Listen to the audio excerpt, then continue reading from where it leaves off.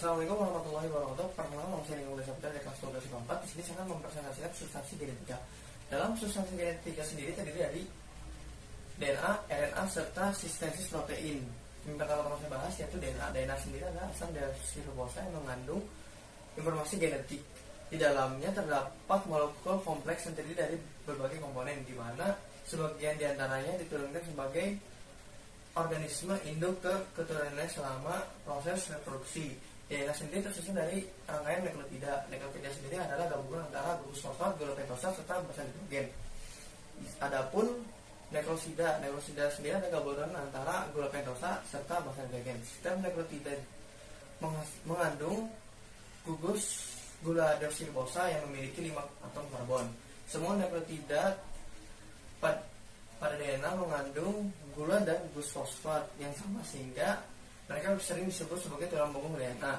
Adapun basa nitrogen sendiri selalu berpasangan dengan purin dan pirimidin. Purin sendiri menghasilkan adenin dan guanin, dan pirimidin ini menghasilkan tibit dan sitosin. Dalam DNA ini, guanin berpasangan dengan sitosin, adenin berpasangan dengan timin. Selanjutnya saya akan membahas struktur DNA. Struktur DNA sendiri bersifat heterokatalitik. Maksudnya apa itu heterokatalitik? Heterokatalitik yaitu mampunya DNA membentuk RNA melalui sintesis protein yang bersifat autokatalistik, dapat melakukan replikasi menghasilkan DNA yang baru.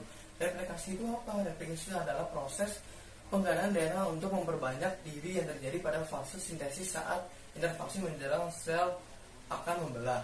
Tujuannya agar sel dalam anakan hasil pembelahan mengandung DNA yang identik dengan DNA induknya. Dalam struktur ini memiliki 3 model mekanisme. Model pertama itu model konservatif. Konservatif ini merupakan kedua untai polinukleotida yang lama tidak berubah, sehingga sel induk berfungsi sebagai pencetak. Yang kedua, model semi konservatif, yaitu kedua untai polinukleotida berpisah, lalu masing-masing untayan polinukleotida baru sebagai pelengkapnya. Jadi diperoleh 2 helix, dan DNA yang masing-masing mengandung 1 untayan polinukleotida yang lama serta yang baru.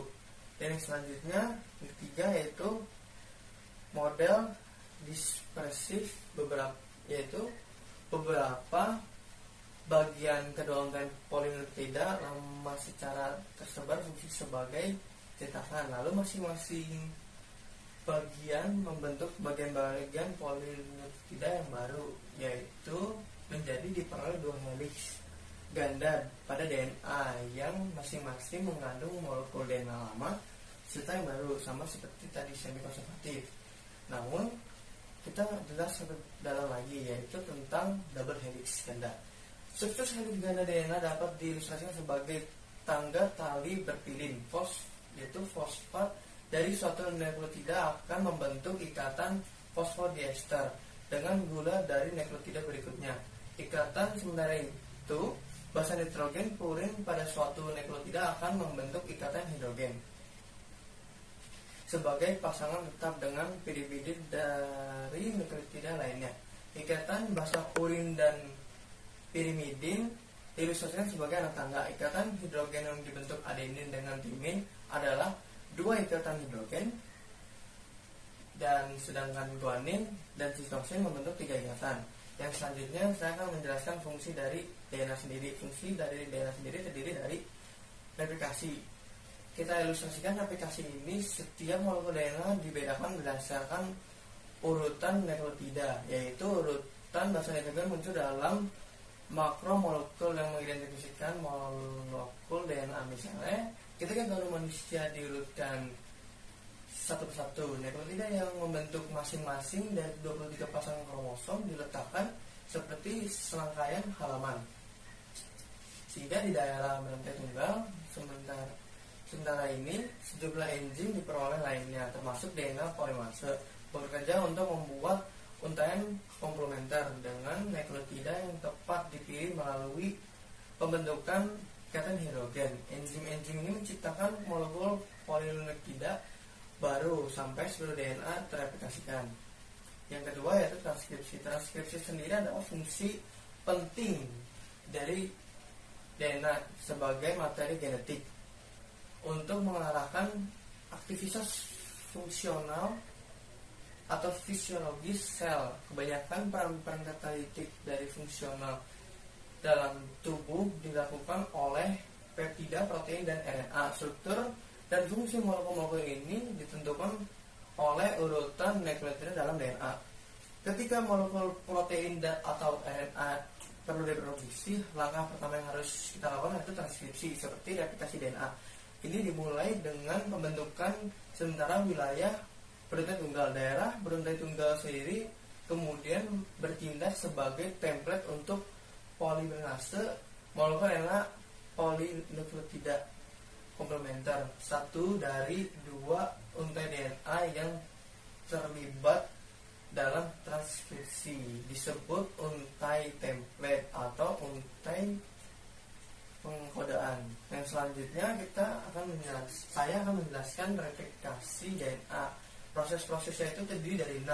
Yang pertama itu inisiasi. Proses replikasi dimulai pada titik tertentu dan DNA yang kita kenal sebagai asal,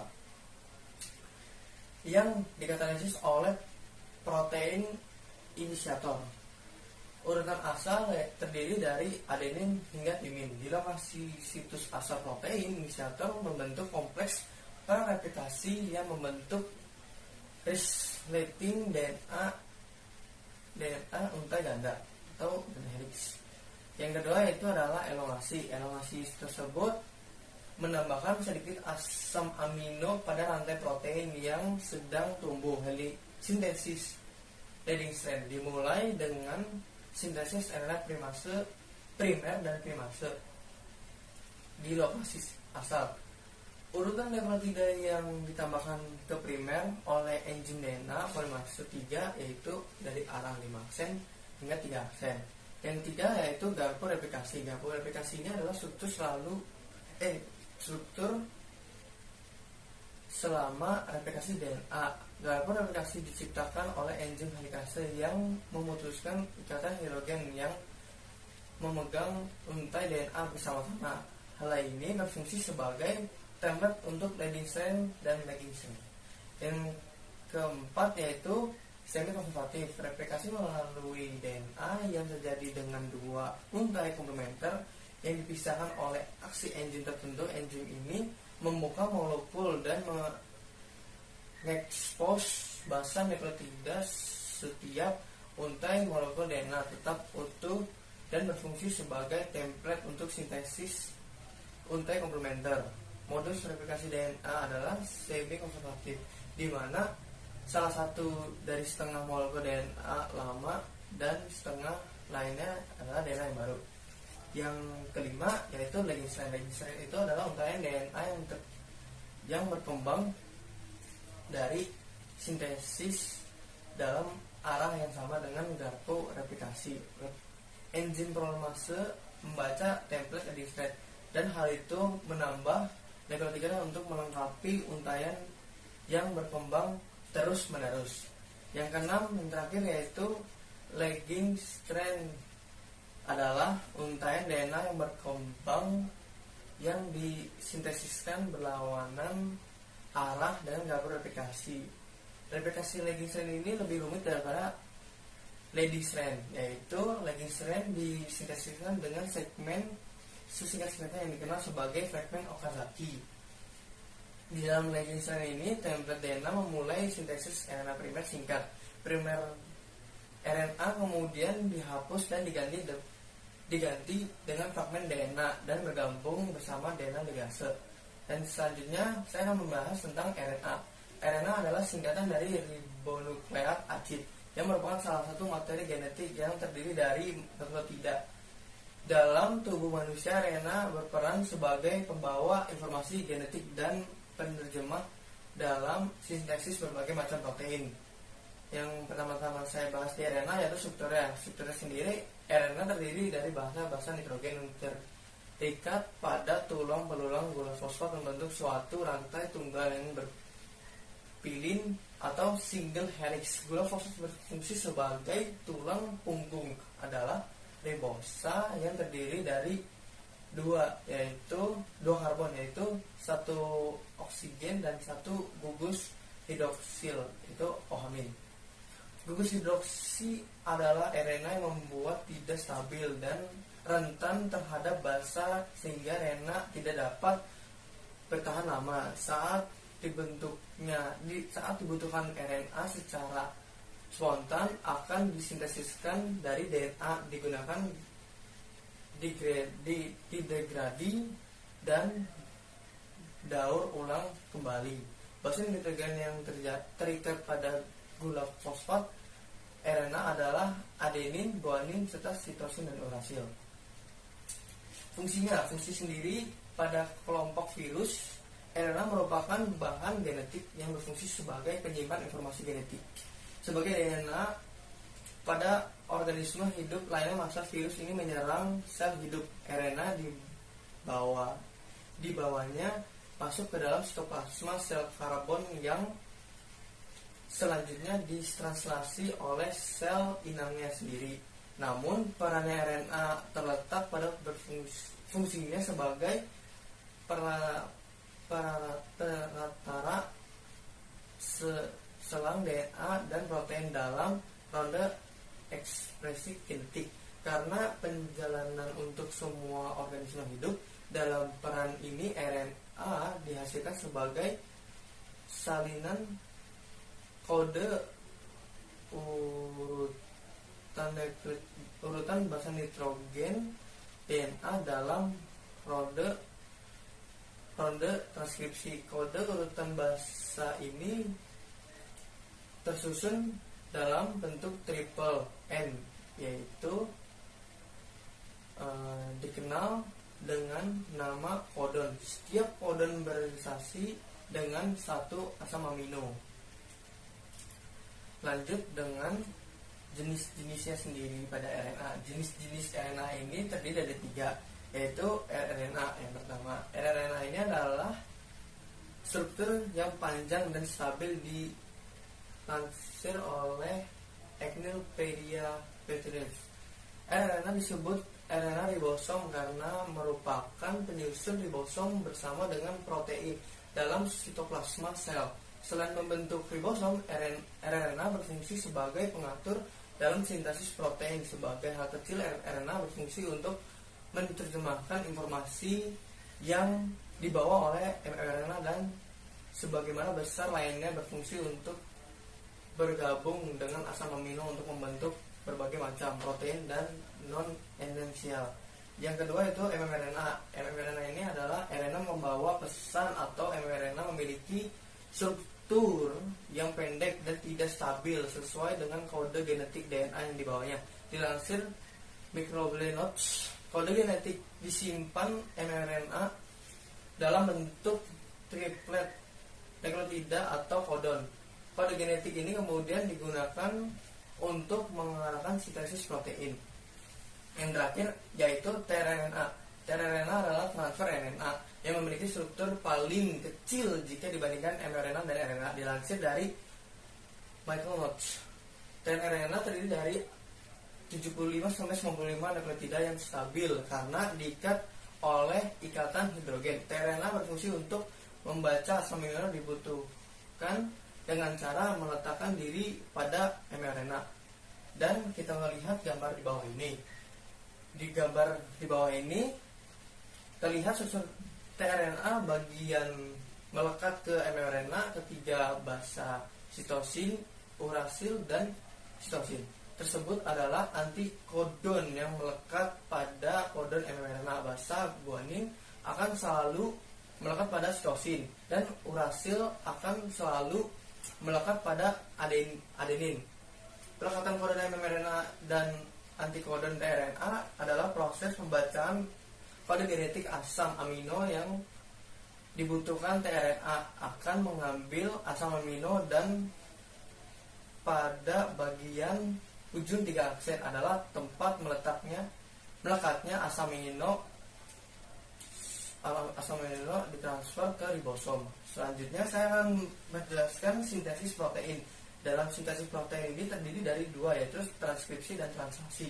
Yang pertama yaitu transkripsi. Urutan sintesis protein yang pertama adalah transkripsi. Transkripsi ini adalah proses merupakan tahapan sintesis protein di mana informasi dalam untaian DNA akan disalin ke dalam molekul baru disebut messenger RNA atau mRNA. DNA menyimpan materi genetik yang berfungsi sebagai referensi atau cetakan di dalam inti sel. Sementara itu, mRNA dapat dianggap sebagai salinan dari buku referensi karena di dalamnya membawa informasi yang sama dengan DNA. Akan tetapi informasi pada mRNA ini tidak digunakan untuk penyimpanan jangka panjang. Selain itu, meskipun mRNA mengandung informasi yang sama, maka itu bukanlah selain identik dari segmen DNA karena urutannya melengkapi template DNA. Proses transkripsi dilakukan oleh enzim yang disebut dengan RNA polimase dan sekelompok protein yang disebut sebagai faktor transkripsi. Faktor transkripsi dapat mengikat sequence DNA spesifik yang disebut sequence enhancer, penambahan dan promoter untuk melarutkan RNA polimase ke lokasi transkripsi yang sesuai. Dalam transkripsi ini melalui ada tiga proses. Tiga proses ini adalah yang pertama inisiasi. Faktor transkripsi RNA polimase bersama-sama membentuk kompleks. Inisiasi transkripsi kompleks ini akan memulai transkripsi. Lalu RNA polimase memulai sintesis mRNA dengan cara mencocokkan basa komplementer dengan untai DNA asli. Elongasi pada proses RNA bergerak di sepanjang DNA yang membuka pilanan helix ganda DNA sehingga molekul RNA memanjang terbentuk. Yang kedua itu elongasi. Pada elongasi ini proses elongasi RNA bergerak di sepanjang DNA yang membuka pilanin pada helix ganda RNA sehingga molekul RNA memanjang terbentuk. Yang ketiga itu termisi. Proses termisi ini proses transkripsi akan berlangsung hingga RNA polimase mentranskripsi sebuah urutan DNA yang disebut dengan terminator. Ini adalah suatu urutan yang berfungsi sebagai sinyal agar proses transkripsi dihentikan atau stop codon. Yang selanjutnya yaitu translasi. Translasi sendiri urutan sintesis protein selanjutnya itu translasi. Balik lagi yaitu proses sintesis protein dari informasi yang terkandung dalam molekul mRNA. Selama proses translasi, urutan mRNA dibaca menggunakan kode genetik. Kode genetik ini tersebut merupakan seperangkat aturan yang menentukan bagaimana urutan mRNA diterjemahkan ke dalam 20 huruf kode asam amino. Molekul asam amino inilah yang akan menjadi bahan sintesis protein. Kode genetik ini terdiri dari satu set kombinasi 3 huruf nukleotida yang disebut kodon. Setiap masing-masing kodon akan berkonsistensi dengan jenis asam amino tertentu atau dengan sinyal stop atau berhenti.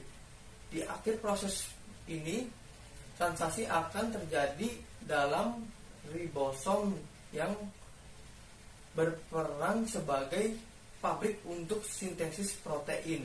Ribosom memiliki subunit kecil dan besar serta merupakan molekul kompleks yang terdiri dari beberapa molekul RNA ribosom dan sejumlah protein.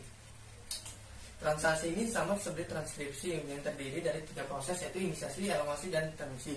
Namun perbedaannya adalah inisiasi. Saat proses inisiasi, subunit ribosom kecil akan mengikat awal urutan mRNA, kemudian molekul RNA transfer atau RNA membawa asam amino metionin berikatan dengan kodon awal dari sekuens mRNA. Kodon awal di semua molekul mRNA memiliki sekuens A besar, U besar, G besar, yaitu bisa kita perpanjang yaitu AUG. Dan kode untuk metionin selanjutnya subunit ribosom besar mengikat untuk mulai membentuk kompleks inisiasi lengkap. Elongasi. Pada elongasi ini selama tahapan pemanjangan ribosom akan tersusun untuk menerjemahkan setiap kodon secara bergantian. Sama asam amino yang sesuai akan ditambahkan ke rantai yang memanjang dan dihubungkan melalui ikatan peptida memanjang berlanjut sampai semua kodon terbaca. Dan terakhir yaitu terminasi. Setelah ribosom mencapai kodon terakhir atau kodon stop berfungsi sebagai sinyal berhenti, yaitu UAA, UAG dan UGA. Maka terjadilah terminasi. Hal ini dikarenakan tidak ada molekul tRNA yang dapat mengenali kodon ini, dan ribosom akan menghentikan proses translasi. Maka itu sekian dari presentasi saya. Apabila ada kesalahan kata mohon dimaafkan. Sekian, Assalamualaikum warahmatullahi wabarakatuh.